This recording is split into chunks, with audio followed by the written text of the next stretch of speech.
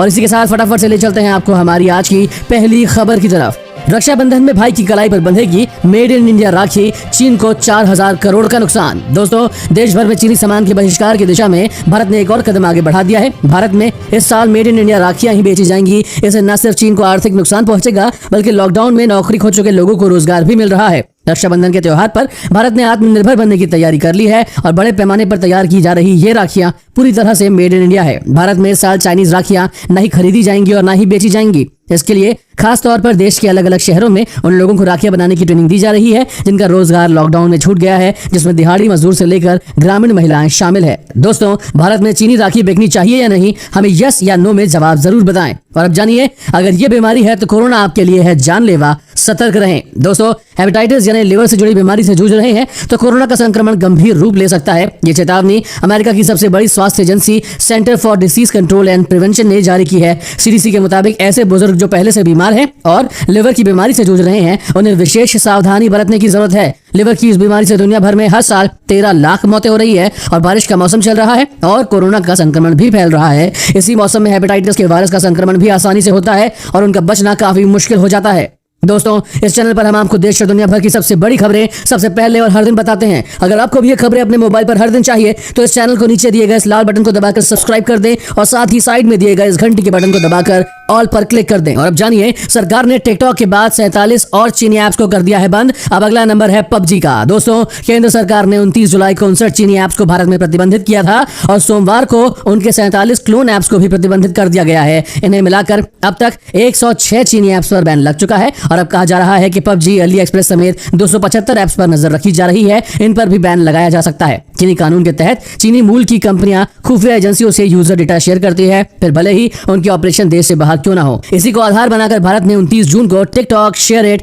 UC browser और cam scanner जैसे 59 लोकप्रिय ऐप्स को बैन कर दिया था। बैन ऐसे समय पर हुआ जब भारत और चीन सीमा पर गलवान घाटी में हिंसक झड़प हुई थी। उसमें 15 जून को 20 भारतीय जवान शहीद हुए थे और आईटी एक्ट के सेक्शन 69A के तहत इन ऐप्स को बैन किया गया है। इनमें कुछ ऐप्स देश में सबसे ज्यादा डाउनलोड किए गए ऐप्स में शामिल थे। दोस्तों, टिकटॉक देश में फिर वापस आना चाहिए या नहीं, हमें अपना जवाब जरूर बताएं। और इस वीडियो को देखते रहिए दोस्तों, क्योंकि आगे आने वाला है अयोध्या में राम मंदिर के 2000 फीट नीचे जमीन में रखा जाएगा टाइम कैप्सूल। जानिए क्या है ये और इसका महत्व। उसके साथ ही जानिए, कोरोना काल में कई नौकरी तो मिलेगा फायदा, चिंता ना करें। दोस्तों, देश में तेजी से बढ़ते कोरोना का असर अब सरकारी कर्मचारियों की पेंशन पर भी पड़ने जा रहा है। ताजा खबर यह है कि केंद्र सरकार कोरोना काल में रिटायर होने वाले कर्मचारियों को प्रोविजनल पेंशन यानी कि अंतरिम पेंशन देगी। इस अंतरिम पेंशन का भुगतान तब तक किया जाता रहेगा जब तक कि सामान्य पेंशन का आदेश जारी नहीं हो जाता है और जरूरी औपचारिकताएं पूरी नहीं हो जाती। कार्मिक लोक शिकायत व पेंशन मामलों के राज्य मंत्री जितेंद्र सिंह ने ये जानकारी दी। उन्होंने बताया कि सरकार ने रिटायर होने वाले कर्मचारियों की सुविधा के लिए यह फैसला किया है।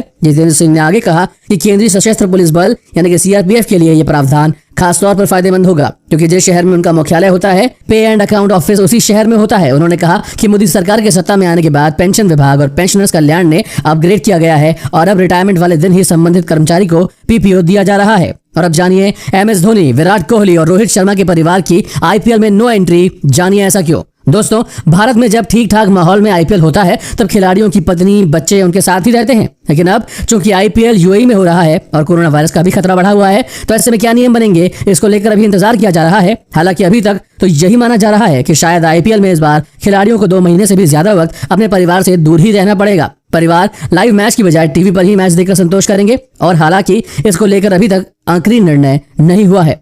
अब जानिए, अयोध्या में राम मंदिर के 2000 फीट नीचे जमीन में रखा जाएगा एक टाइम कैप्सूल। जानिए क्या है ये और इसका महत्व। दोस्तों, अयोध्या में राम मंदिर के भूमि पूजन की तैयारी अब तेजी से हो रही है और अगले महीने 5 अगस्त को प्रधानमंत्री नरेंद्र मोदी इसकी शुरुआत करेंगे। इस बीच ये भी खबर आई है कि राम मंदिर की नींव में जमीन के अंदर 2000 फीट नीचे एक काल पत्र या टाइम कैप्सूल रखा जाएगा। राम जन्मभूमि तीर्थ क्षेत्र ट्रस्ट के एक सदस्य के अनुसार ऐसा करने का लक्ष्य ये है कि भविष्य की पीढ़ियों के लिए भगवान राम के जन्म स्थान से जुड़ी महत्वपूर्ण जानकारियां सुरक्षित रखी जाए। साथ ही ये भी मकसद होगा कि भविष्य में कोई और जगह को लेकर इस तरह के कानूनी झगड़े में नहीं पड़े। आगे देखेंगे दोस्तों, किसानों को 15-15 लाख रुपए देगी सरकार, होने वाला है ये फायदा। उससे पहले जानिए, 12वीं पास छात्रों को फिर मुफ्त में लैपटॉप देगी सरकार। जानिए कैसे मिलेगा लाभ। दोस्तों, मध्य प्रदेश के मुख्यमंत्री शिवराज सिंह चौहान ने प्रदेश के 12वीं पास मेधावी छात्रों को मुफ्त लैपटॉप देने की योजना को फिर से शुरू करने की घोषणा की है।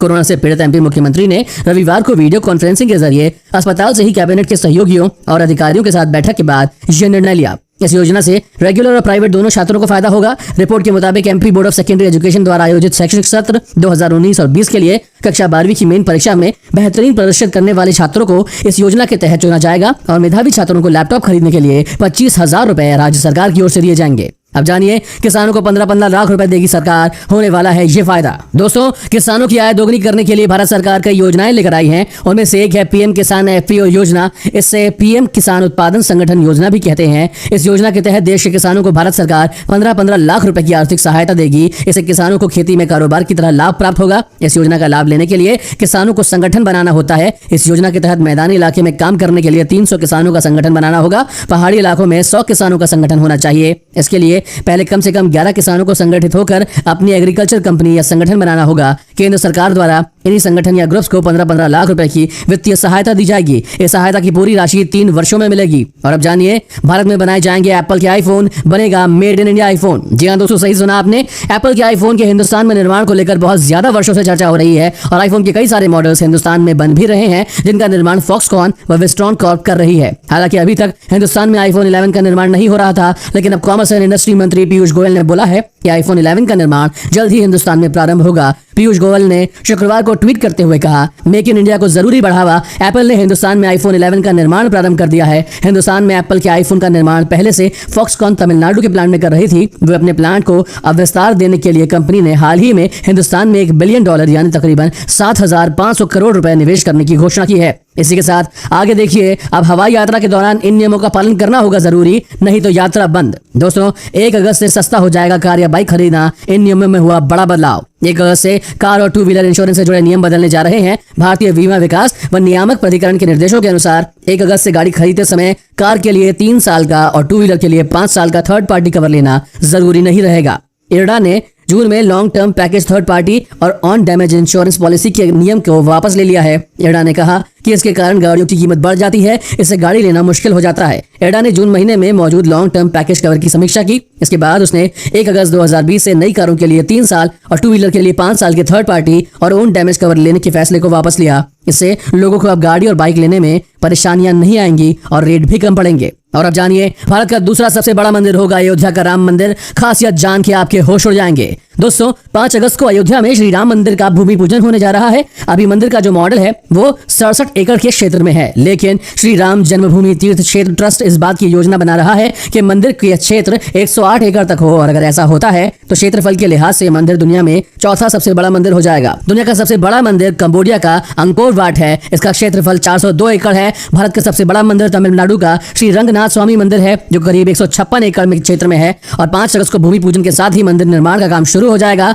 अगले 3 साल में मंदिर के पूरा हो जाने की उम्मीद है। मजेदार बात यह है कि भारत को मंदिरों का देश कहा जाता है, लेकिन दुनिया के 10 सबसे बड़े मंदिरों में 4 विदेशी भूमि पर हैं। अब जानिए, अब हवाई यात्रा के दौरान इन नियमों का पालन करना होगा जरूरी, नहीं तो यात्रा होगी बंद। दोस्तों, अगर आप भी आगे यात्रा करने की सोच रहे हैं तो आपको यात्रा के नियमों का पालन करना होगा। खासकर फ्लाइट से यात्रा करने वाले लोगों को सरकार की आधिकारिक वेबसाइट पर पंजीकरण करवाना ही होगा। साथ ही 14 दिनों की क्वारंटाइन से भी गुजरना पड़ सकता है। इसके साथ ही एयरपोर्ट नियमों में भी बदलाव किया गया है। अगर किसी यात्री की वापसी टिकट है और यह वापसी अगले 48 घंटे के भीतर है तो यात्री को क्वारंटाइन नहीं किया जाएगा और न ही यात्री के हाथ की मुहर ली जाएगी। यात्री के पास वैध रिटर्न टिकट होना चाहिए। इसके साथ ही यात्री को मिलने वाले व्यक्ति के बारे में पूरी और सही जानकारी देनी होगी। और अब जानिए, एसबीआई में 3850 अधिकारियों की भर्ती, 10वीं 12वीं पास भी करे आवेदन। दोस्तों, स्टेट बैंक ऑफ इंडिया यानी कि एसबीआई ने सर्किल बेस्ड ऑफिसर के 3850 पदों पर भर्ती के लिए नोटिफिकेशन जारी किया है। एसबीआई बैंक में नौकरी करने की इच्छा रखने वाले अभ्यर्थी अपना ऑनलाइन आवेदन 16 अगस्त 2020 के पहले सबमिट कर सकते हैं। ऑनलाइन आवेदन प्रारंभ होने की तारीख 27 जुलाई 2020 है और आवेदन बंद होने की तारीख 16 अगस्त 2020। आवेदन करने के लिए 10वीं या 12वीं पास होना जरूरी है। आवेदन करने के लिए एसबीआई की आधिकारिक वेबसाइट पर जाएं। आगे देखेंगे, चीन के इस विमान से थर थर कांप रहे हैं बाकी देश। समुद्र और जमीन दोनों से कर सकता है हमला। उससे पहले जानिए दोस्तों, ऐश्वर्या और आराध्या को मिली हॉस्पिटल से छुट्टी, देखकर रोए अमिताभ बच्चन। जी हाँ, कोरोना से संक्रमित हुई बॉलीवुड एक्ट्रेस ऐश्वर्या राय बच्चन और उनकी बेटी आराध्या बच्चन को नानावती अस्पताल से छुट्टी मिल गई है। जानकारी के अनुसार रिपोर्ट में कोरोना नेगेटिव पाए जाने के बाद अस्पताल प्रशासन ने उन्हें घर जाने की अनुमति दे दी थी।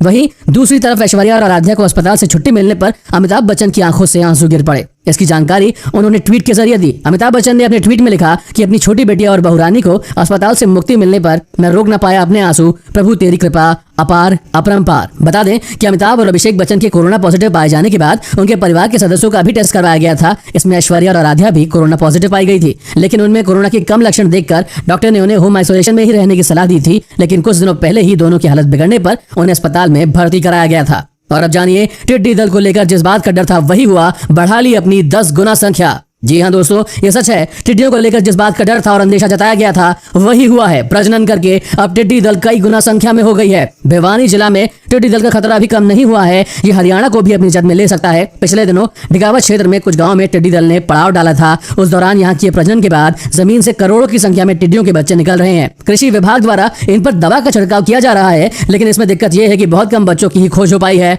अब इनके छोटे बच्चे बाहर निकलकर सामने आने लगे हैं। वहीं जमीन में खोदने पर लार्वा भी मिल रहा है। ऐसे में ये और भी ज्यादा फल फूल सकती है। जल्दी ही इन्हें रोका नहीं गया तो ये बहुत सारी संख्या में पूरे देश में फैल सकती है। दोस्तों, आज की खबरों में बस इतना ही। अगर आपको भी ये खबरें अपने मोबाइल पर हर दिन चाहिए तो इस चैनल को नीचे दिए गए इस लाल बटन को दबाकर सब्सक्राइब कर दें और साथ ही साइड में दिए गए इस घंटी के बटन को दबाकर ऑल पर क्लिक कर दें। धन्यवाद।